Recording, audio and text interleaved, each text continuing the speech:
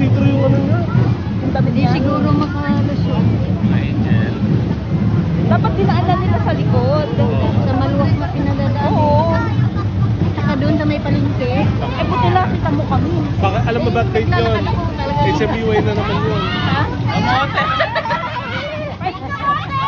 Amote! HMBY naman may kasalanan mo.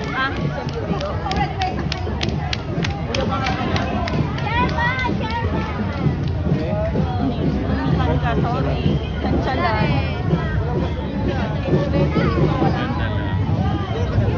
Ganda lang. Ayaw! Ganda lang. Sa inutusan.